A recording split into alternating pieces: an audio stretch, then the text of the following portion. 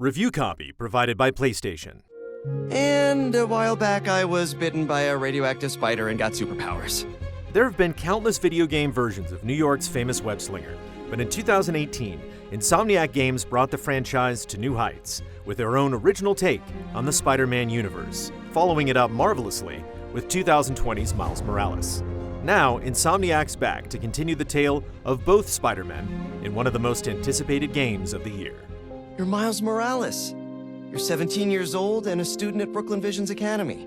Set just under a year after the events of Miles Morales, Peter and Miles are firmly operating as a duo to protect New York City. Peter and MJ are happily together and enjoying quality time with their friend Harry Osborn. Meanwhile, Miles is anxious about graduating high school and writing his college admissions essay, while still dealing with the death of his father. All their lives are violently interrupted with the arrival of Kraven, a militant hunter seeking challenging prey in the form of Spider-Man and his rogues gallery. Events soon lead to Peter discovering an alien symbiote capable of granting its host incredible power at terrifying costs. Hey man, glad you could make it. Looks like I'm just in time. The story expertly balances a variety of moods and emotions. The core cast brings the same sense of earnest honesty as the previous games, which leads to intimate moments and meaningful stakes.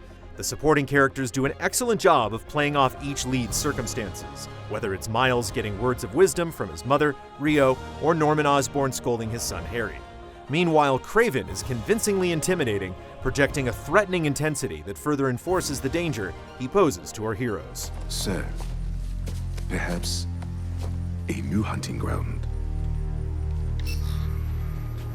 The city of New York has been expanded with additional boroughs like Brooklyn and Queens without losing its taut focus. One of the best changes is how side content is handled. Instead of missions unlocking all at once and inundating your map, they're doled out at a steady clip, and many of them can only be found by manually exploring the city. This leads to much better pacing when combined with the main story missions. It makes exploration feel more natural and rewarding. Hey, do either one of you guys have a permit for those? The city itself looks and feels more alive than ever thanks to a denser population, increased vegetation, and more detail throughout, making it easy to get immersed in the city that never sleeps. Hey, that sign will make a good ramp.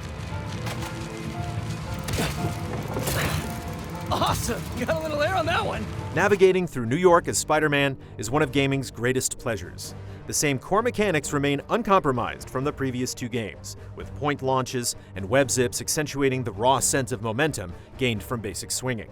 These techniques are now joined by the addition of web wings, which can be used to quickly travel long distances, especially if you ride one of the many slipstreams scattered across the map. Unlocking fast travel is also different, with each district having its own progress bar that's filled by completing objectives. It takes a bit of time to fill the meter, and since you organically discover much of the side content while getting around, this leads to an immersive pace as you swing from mission to mission and stop for detours along the way. Awaiting orders, sir. Prepare for the transfer tomorrow. And do not fail again. Quests range from sizable story missions to smaller tasks like chasing Kraven's drones or tracking down Prowler's old hidden stashes. There's a superb balance of length and variety, with each task offering impactful progression rewards or significant character insight.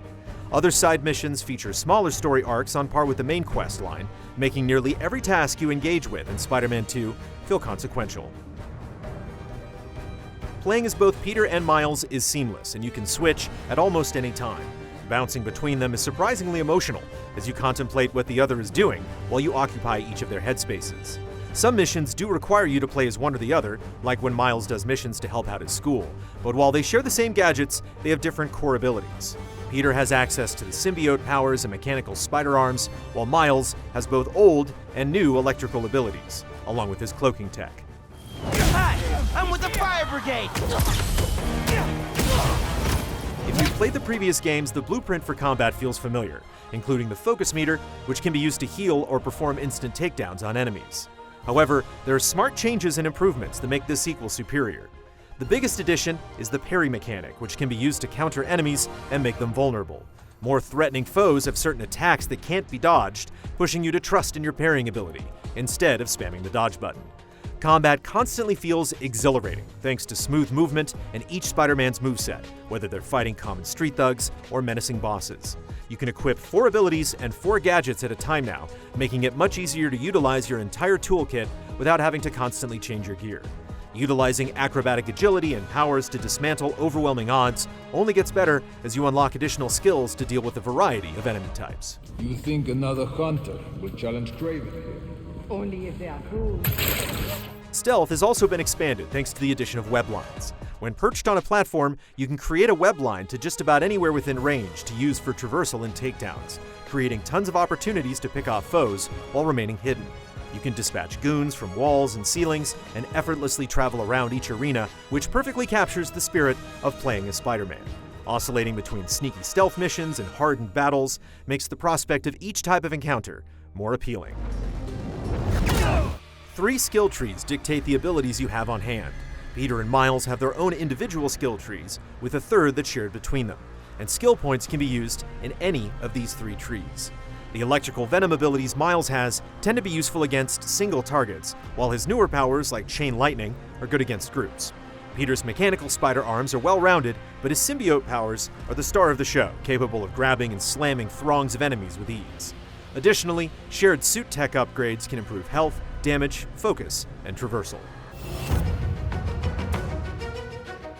Each of your 5 gadgets can also be upgraded, allowing you to add extra ammo for the web shooters or a wider area of effect for concussion grenades.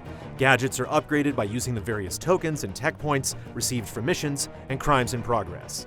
These tokens are also how you unlock many of the different suits for Peter and Miles, making them a valuable commodity for the entire playthrough. You okay? Yeah, but I think we found him! Marco!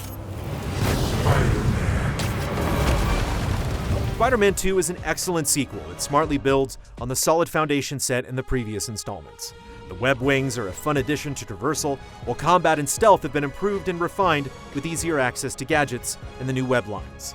Swapping between Peter and Miles is not only fun for gameplay variety, but creates a convincing sense of individuality as they go off and do their own things.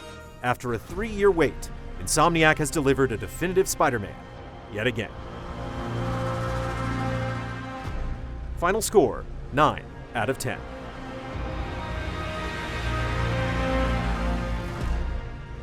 Thanks for watching our review. We're Easy Allies. We've been writing about games for decades, and we also do podcasts, streams, shows, and more, all funded by regular viewers just like you. Head to patreon.com/easyallies to pitch in and get rewards, and be sure to like, subscribe, and ring the bell to stay connected on YouTube. See you soon. Review copy provided by PlayStation.